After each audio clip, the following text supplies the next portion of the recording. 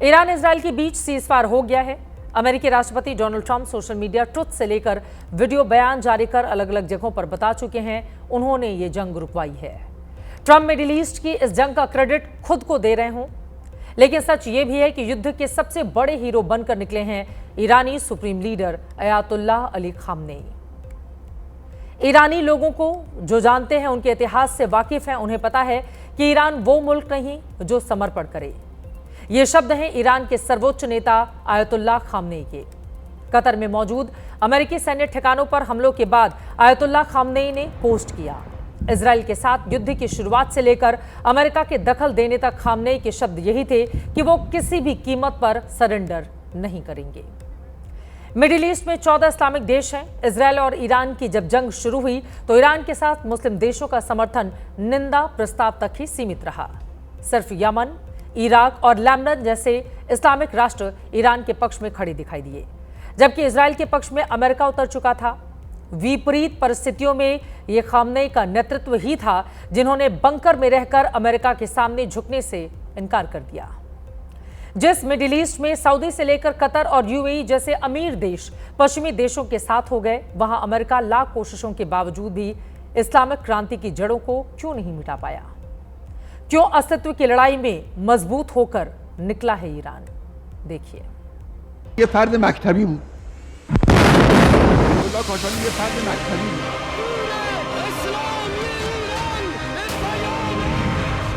15 मार्च 1985, 40 साल पुरानी ये तस्वीर है।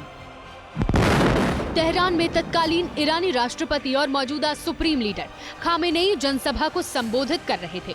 तभी जोरदार धमाका होता है जो खामेनेई पर जानलेवा हमले की नाकाम कोशिश थी। चंद कदमों और सेकंड से मौत को मात देकर भी खामेनेई ने अपना भाषण जारी रखा।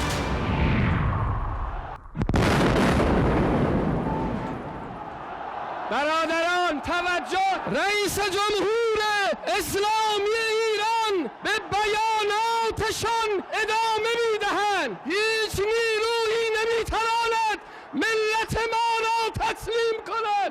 مرگ بر امریکا! 4 दशक से भी ज्यादा वक्त बीत चुका है और अमेरिका से खामेनेई की नफरत रत्ती भर भी कम नहीं हुई है। तब भी खामेनेई ने अमेरिका की सत्ता के सामने सरेंडर करने से इनकार कर दिया था और अब भी उनके तेवर वैसे ही हैं। اینی که به ملت ایران بگن بیایید تسلیم بشید حرف عاقلانه ای نیست.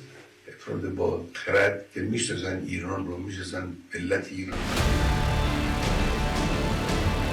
36 साल से खामेनेई ईरान के सुप्रीम लीडर हैं। उनकी सत्ता को कोई चुनौती नहीं दे पाया। 86 साल के खामेनेई की उम्र भी उनकी हनक को कम नहीं कर पाया।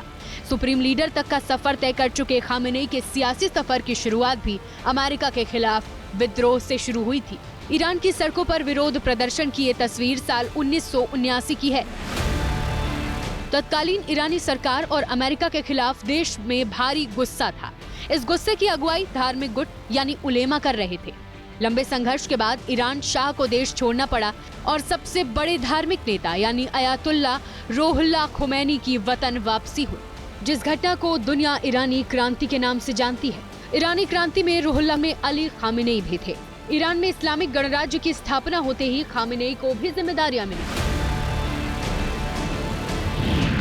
अली खामेनेई को ईरान का उप रक्षा मंत्री बनाया गया। खामेनेई ने इस्लामिक रिवॉल्यूशनरी गार्ड कोर का गठन किया। IRGC अब ईरान की सबसे शक्तिशाली संस्थाओं में से एक है। साल 1981 में उन्हें ईरान का राष्ट्रपति चुना गया। 1989 में अली खामेनेई को ईरान का सुप्रीम लीडर चुना गया। खास बात यह है कि अयातुल्लाह खामेनेई खुद को कभी इस पद के योग्य नहीं मानते थे। दरअसल इस पद के लिए धार्मिक योग्यता काफी होनी चाहिए, लेकिन खामेनेई खुमैनी के करीबी थे और उनकी लोकप्रियता भी काफी थी।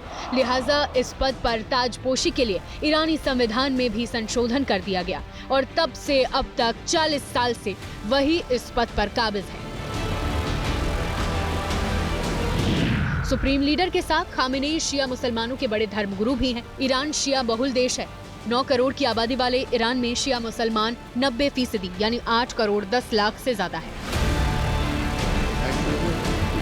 दुनिया में फिलिस्तीन का मुद्दा मुसलमानों के लिए भावनात्मक रहा है।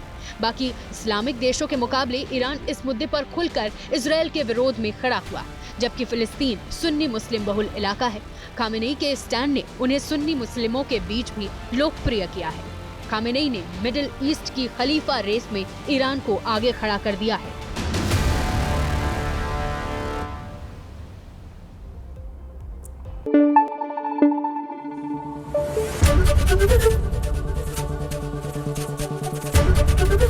एबीपी न्यूज आपको रखे आगे।